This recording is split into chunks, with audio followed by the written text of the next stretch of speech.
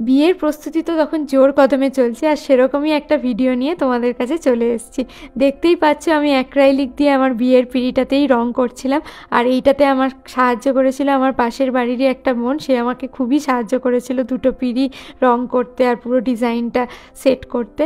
আর আমার হাতে সময় খুবই কম ছিল, জানোই আমরা বিদেশে থাকি, তো এই কদিনের জন্য গিয়ে বিয়ের সমস্ত প্রিপারেশনের সাথে এই সমস্ত ছোট্ট ছোট্ট কাজে ডিটেলিংয়ের সাথে করার খুব যে সময় ছিল এরকম নয়, কিন্তু আমি পুরো প্রস্তুতিটাতে নিজেকে এতটাই নিমজ্জিত রাখতে চেয়েছিলাম, তাই জন্য আমি এইটুকুরও সুযোগ ছাড়িনি। তো সেই জন্য এই ডিজাইন বা সমস্ত কিছু আমি নিজেই ডিসাইড করে নিজেই আর কি ওর সাহায্য নিয়ে দুজন মিলে করেছিলাম। আর এদিকে স্পন্দনদের বাড়িতেও যে জায়গাটা খাওয়ার জন্য ব্যবস্থা করা হতো সেই জায়গাটায় শামিয়ানা টাঙানোর কাজ শুরু হয়েছিল, এবং সেই দিনকেই সেই পুরো শামিয়ানার কাজও সম্পূর্ণ হয়ে গেছিলো, আর সেটাই তোমাদের সাথেও একটু শেয়ার করে নিলাম। আর এরপরে যে জিনিসটা দেখাবো সেটা খুবই খুবই খুবই স্পেশাল আমার আর স্পন্দনের দুজনের কাছেই। সেটা হচ্ছে এই দুটো পিঁড়ি। এই দুটো পিঁড়ি হচ্ছে আমার মানে স্পন্দনের মায়ের পরিকল্পনায় স্পন্দনের বাবা মানে বাবা পুরোটা এঁকেছে এবং রং করেছে, এবং মানে দুজনের প্রচেষ্টায় এটা বহু আগে থেকে তৈরি হয়েছে। এটা আমরা জানতামও না, এটা আমাদের কাছে পুরো সারপ্রাইজ ছিল। আর এটার থেকে বড় আশীর্বাদ হয়তো আর কিছুই হতে পারে না। এত ভাবনা এবং এত সময় দিয়ে যে কাজের মাঝখানেও এটা করেছে, এটাই আমাদের জন্য সব থেকে বড় পাওয়া। আর তার সাথে সাথে স্পন্দনের বাড়ির তরফ থেকে যে কার্ডটা ছিল সেটাও স্পন্দন তোমাদের সাথে শেয়ার করলো। Good morning everyone. সকাল সকাল উঠে কিছু কাজ করার ছিল, সেগুলো করতে বেরিয়েছিলাম। বেরিয়ে এসে আজকে অ্যাকচুয়ালি আইবুড়ো ভাতের নিমন্ত্রণ আমার মেজো জেঠিমার বাড়িতে, তো সেখানেই যাচ্ছি। আর আজকের নিমন্ত্রণে অ্যাকচুয়ালি আমার দাদা দিদি সবাই থাকবে, জামাইবাবু সবাই থাকবে, আর হচ্ছে স্পন্দনকেও আজকে নিমন্ত্রণ করেছে। আর স্পন্দনও উঠে পড়লো একদম ফল মিষ্টি সমস্ত কিছু নিয়ে, একদম নতুন জামাই বলে কথা, শ্বশুরবাড়ি যাচ্ছিল, তাই জন্য একদম রেডি হয়ে উঠে পড়েছে। এই যে স্পন্দন ওইটা পড়ছে শুনে আমি আমার কন্ট্রাস্টে এই শাড়িটা পরে নিয়েছি। এটা ছিল স্পন্দন আর আমার লাস্ট আইবুড়ো ভাত, যেটা ছিল আমার মেজো জেঠু জেঠিমার বাড়িতে। আর ওই বাড়ির আশপাশটা ভীষণ সুন্দর, তো ওর সাথে ছাদে উঠেছিলাম মেনলি গাছ দেখানোর জন্য। আর তোমরা তো দেখতেই পাচ্ছ বাইরে আম গাছ, কলা গাছ, সুপারি গাছ, তারপরে নারকেল গাছ, পুকুর আর ধান জমির এই সুন্দর দৃশ্য। তো ওখানে আশপাশটা ভীষণই সুন্দর, তাই আমারও ভীষণ ভালো লাগে আর কি জেঠু জেঠিমার বাড়িতে যেতে। ওখানে প্রচুর গাছ আছে আর কি আশপাশে। আর এটা ছিল আমার জারততো দাদার আঁকা ছবি। তো এই বিয়ের জন্য আলটিমেটলি দাদা ইউএসএ থেকে আসতে পেরেছিল, সেটাও ছিল একটা বিশাল বড় পাওয়া আমাদের কাছে। আর তাছাড়া মানে জারততো দিদিও সেদিনকে এসেছিল, দিদি, জামাইবাবু এবং ওদের মেয়ে পিহুও ছিল। তো ওদের সাথেও বহুদিন বাদে দেখা হয়েছিল আমাদের, আর প্রচুর গল্প আড্ডা হয়েছিল, আর প্রচুর মানে ইয়ার্কি ফাজলামি সমস্ত কিছুই চলেছিল।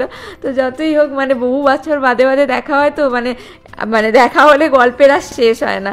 তো আলটিমেটলি আমরা খেতেও বসে গেছিলাম সবাই মিলে, আর খাওয়ার জায়গায় তো এলাই আয়োজন ছিলই। তো সমস্ত কিছুই ছিল, পোলাও, মাটন, চিংড়ি মাছ, আরও কত কি। যাই হোক দারুণ কাটলো দুপুরবেলাটা। অলরেডি তো আইবুড়ো ভাত খেয়ে চলে এসেছি, বহুদিন বাদে দাদার সাথে দেখা হলো, জামাইবাবু দিদির সাথে দেখা হলো, খুব ভালো লাগলো, অনেকক্ষণ গল্প করলাম।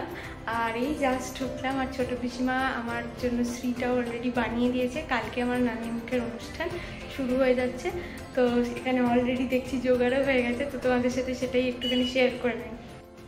তো ঠাকুরমশাই এসেছিলো, তাই জন্য এখানে সমস্ত কিছু মানে একদম পাটকাঠি থেকে শুরু করে খই, কাঠ, পান পাতা, সুপারি, ডাবেতে সমস্ত মানে সিঁদুর দিয়ে এঁকে একদম সমস্ত কিছু রেডি করেই রেখে গেছে, মানে কলা গাছ টলা গাছ সমস্ত কিছু। আর এই যে আলপনাটা দেখতে পাচ্ছ, এটা অ্যাকচুয়ালি দিদির বিয়ের সময়কার আলপনা, এবং এটা আমার ছোটো পিসিমার আঁকা। তো দিদি কিছুটা মানে অ্যাক্রাইলিক দিয়ে কালার করে দিয়ে চলে গেছিলো, কারণ এটা অনেকটা উঠে গেছিলো এত বছরে, তো সেটা করে দিয়ে গেছিলো। আর বাকিটা আমি এখন করতে বসেছি, কারণ আমার একটু ফাঁকা সময় ছিল, আর দিদি একটা কাজে একটু বাইরে গেছিলো, তো সেই ফাঁকে আমি এটা নিয়ে বসেছিলাম। আর যেহেতু এই আলপনাটা খুবই সুন্দর ছিল তাই জন্য সেটাকে আর চেঞ্জও করিনি। আর তোমাদের আরও একটা জিনিস জানিয়ে রাখি, আমার আইবুড়ো ভাতের অনুষ্ঠানটার আগেই নান্দিমুখের অনুষ্ঠানটা ছিল। মানে নান্দিমুখের পুজোটা আমি বিয়ের দিনকে রাখিনি, মানে ঠাকুরমশাইকে জিজ্ঞেস করেই সেটা করা হয়েছে, তাতে বলেছে কোনোই অসুবিধা নেই, তাই জন্য আমি ওটা আগের দিন করে নিয়েছিলাম। তাহলে বিয়ের দিন আর কি বেশি মানে অনেকগুলো ইভেন্ট হয়ে যায়, তো সেটাকে একটু অ্যাভয়েড করার জন্য আমি নান্দিমুখের পুজোটা আগে করে নিতে বলেছিলাম। তো সেই জন্য কালকে আমার নান্দিমুখ ছিল বলেই সেটারই প্রিপারেশানটা সেই রাতে কমপ্লিট করে নিচ্ছিলাম। আর সেই তার সাথে সাথে শেয়ার করি, স্পন্দনদের বাড়িতেও অলরেডি গায়ে হলুদের জন্য উপরের যে প্যান্ডেলটা ছাদে সেটা পুরো রেডি হয়ে গেছিলো।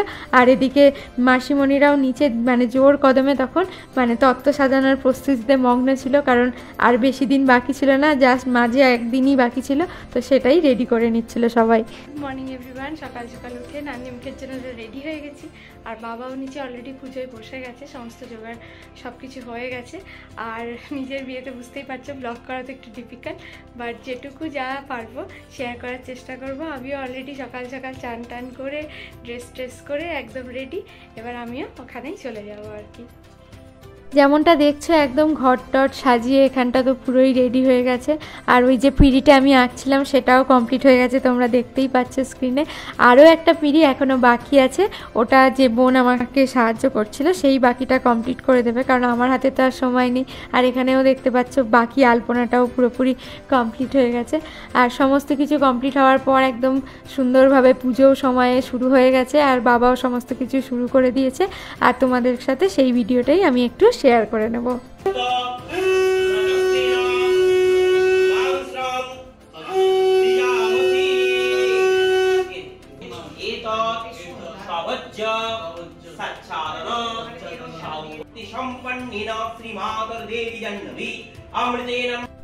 আর এই নান্দিমুখের পুজোটা তো অনেক রিচুয়ালস আছে, তাই বেশ অনেকক্ষণ সময়ও লাগছিল। আর আমার বাবাও কিন্তু এই পুজোতে এইবারই প্রথম বসেছিল, তার কারণ হচ্ছে আমার দিদির বিয়ের সময়ও আমার জেঠুই এই পুজোতে বসেছিল, তাই এটা বাবার জন্য কিন্তু প্রথমবারেরই এক্সপিরিয়েন্স ছিল।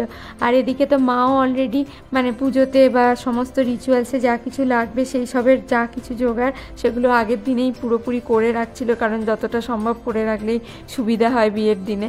আর এদিকে মাসিমণিও শ্রীটা বানাতে শুরু করে দিয়েছিল, কারণ শ্রীও বানাতে অনেকটাই সময় লাগে। আর মাসিমণি শ্রীটা ভীষণ সুন্দর বানায়, মানে স্পন্দনের মুখে আগেও শুনেছি আর কি ওদের বাড়িতে পুজো টুজোতে যখন বানায়। তো তোমরা দেখতেই পাচ্ছ কি সুন্দর বানিয়েছে, একদম থালাতে যা কিছু থাকে একদম মানে ফুল থেকে শুরু করে পান পাতা, শাখা পলা, হলুদ মানে কাঁচা হলুদ, তারপরে কুনকে, গাছকৌটো সমস্ত কিছু একটা সুন্দর থালাতে বানিয়েছিল। আর এদিকে আমি আর দিদি আমাদের যে বিয়ের ভেন্যুটা সেখানে সাজানোটার বা ডেকোরেশনের কি মানে শেষ মুহূর্তের চেঞ্জেস বা সেগুলো দেখার জন্য একবার ভেন্যুটাতে গেছিলাম। আর এদিকে তো স্পন্দনদের বাড়িতে তত্ত্ব সাজানো পুরোপুরি কমপ্লিট হয়ে গেছিলো, কারণ আর একটাই রাত বাকি, সমস্ত কিছু তার পরের দিনই সকালে লাগবে। তো পুরো তত্ত্ব একদম সাজিয়ে রেডি করে রেখে দিয়েছিল ওদের। আর ওদের বাড়িতে যে শামিয়ানাটা বানিয়েছিল সেখানে রাতের লাইটিংটাও অন করে দিয়েছিল, দিয়ে তো সেটার ভিডিওটাও তোমাদের সাথে একটুখানি শেয়ার করে নিলাম। গুড মর্নিং এভরিওয়ান, দেখতে দেখতে আজকে আইবুড়ো ভাত চলে এলো। বাড়িতেও রাঁধুনিরা এসে গেছে কাল রাত্রির থেকে, মানে যেটা বাড়ির রান্না হবে আজকে ওই 40-50 জনের মতো নিমন্ত্রণ আছে, তো সেটা রান্নাও শুরু হয়ে গেছে সকাল সকাল। লুচি মাখাও চলছে, তো এরপর নিচেই যাই তোমাদের দেখাই কি হচ্ছে। স্পন্দনদের বাড়িতে তো আইবুড়ো ভাতের বিশাল তোড়জোড় করে প্রিপারেশান শুরুই হয়ে গেছিলো।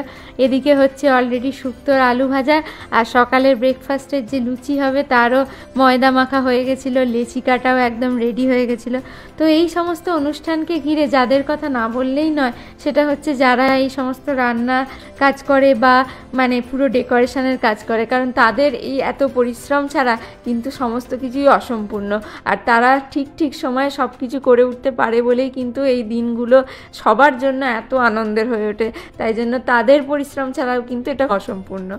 তো তো যাই হোক, এখানে অলরেডি মাও করছে মাটনের প্রস্তুতি। আসলে স্পন্দন মাছ খেতে একটু কমই ভালোবাসে, তো স্পন্দনের জন্য মাংসটা একটা কম্পালসারি জিনিস। যদিও বাঙালিদের কাছে আইবুড়ো ভাতে মাছটা মেন পদ, কিন্তু স্পন্দনের জন্য সেটা মাংস ছাড়া অসম্পূর্ণ।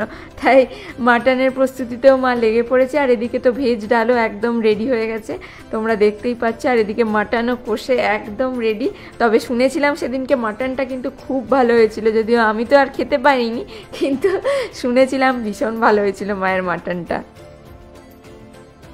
এই যে আইবুড়ো ভাতের জন্য আমি পুরোপুরি রেডি, মানে পুরোপুরি রেডি না, চুলটা বাকি আছে কিন্তু অলমোস্ট রেডি। অনেকেই চলে এসেছে নিচে, এবার আর দেরি করা যাবে না, তো সেটাই একদম সাজটা দেখিয়ে নিলাম।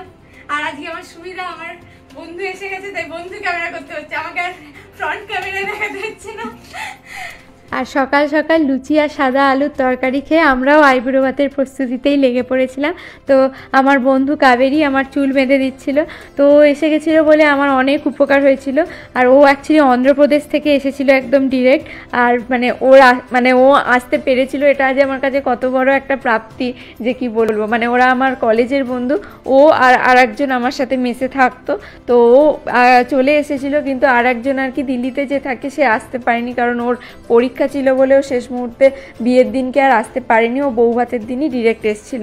তো যাই হোক, সেটা তো কিছু করার নেই, কিন্তু কাবেরী এসেছিলো বলে খুবই মজা হয়েছিল। আর ও সাউথ ইন্ডিয়ান হলেও ও যেহেতু বাংলা জানে, তাই ওর খুব একটা অসুবিধাও হয়নি আমাদের বাড়িতে।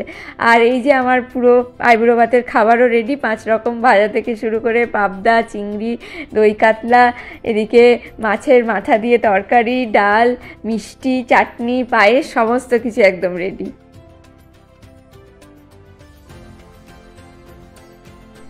আর আমার আইবুড়ো ভাতের সাথে সাথে স্পন্দনের আইবুড়ো ভাতে শুরু হয়ে গেছিলো ওইদিকে।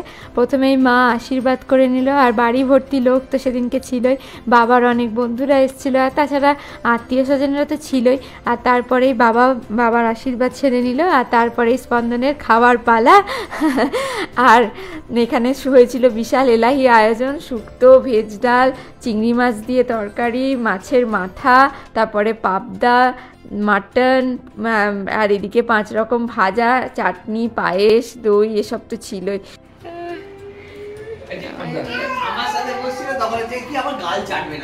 হ্যাঁ, ওই যে হুইস্কির রিপ্লেসমেন্ট তোমার জীবনে।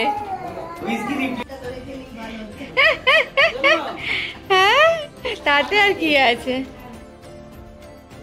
আমাদের বাড়িতেও তখন খাওয়া দাওয়া প্রায় শেষের দিকেই হয়ে এসেছিল, আর সবাই মিলে তত্ত্ব সাজানোতেও লেগে পড়েছিল আমাদের বাড়িতে।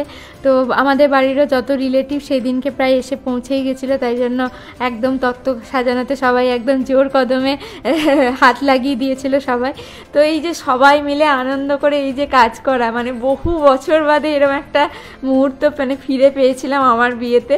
আর আশা করছি মানে সবাই ফিরে পেয়েছিল আমার বিয়েতে সেটা, সেই জন্য হয়তো সবাই এত আনন্দ করে কাজ করেছিল। মানে সবাই সবার জীবনের প্রচুর ব্যস্ততা, চিন্তা ভাবনা সব কিছুর মধ্যে এইটুকু সময় বার করে যে এসে সবাই এত মানে মন প্রাণ ভরে পার্টিসিপেট করেছে, এটার থেকে আনন্দের আমার কাছেও কিছু নয়। আমি জানি যে প্রত্যেকটা মানুষ এতটাই আনন্দ পেয়েছে, তাই জন্যই সেই আনন্দটাকে অনুভব আমিও করতে পেরেছি। মানে এটা তো একটা পজিটিভ এনার্জি ট্রান্সফারের মতো। মানে আমার মনে হয় যে সবাই এতটা আনন্দ করেছে বলেই আমি এতটা আনন্দ পেয়েছি। আর আমি সেজন্য সবাইকে মানে থ্যাঙ্কস জানাতে চাই, কারণ আমার মনে হয় যে প্রত্যেকটা মানুষ যেভাবে পেরেছে, যতটুকু কন্ট্রিবিউট করেছে, সেই কন্ট্রিবিউশন ছাড়া এই বিয়েটা এত আনন্দের কোনো দিনই হয়ে উঠতে পারতো না। তো সেই জন্য সকলকে অনেক অনেক অনেক থ্যাঙ্কস। আর ভিডিওটাকে এখানেই শেষ করছি। তোমাদের ভিডিওটা ভালো লেগে থাকলে অবশ্যই কমেন্ট বক্সে লিখে জানিও, আর ভিডিওটাকে একটা লাইক করে দিও, আর বন্ধুদের সাথে শেয়ার করো। আর যদি এখনও সাবস্ক্রাইব না করে থাকো তাহলে প্লিজ সাবস্ক্রাইব করে দিও। খুব শিগগিরই দেখা হচ্ছে নতুন একটা ভিডিওতে, ততক্ষণের জন্য টাটা।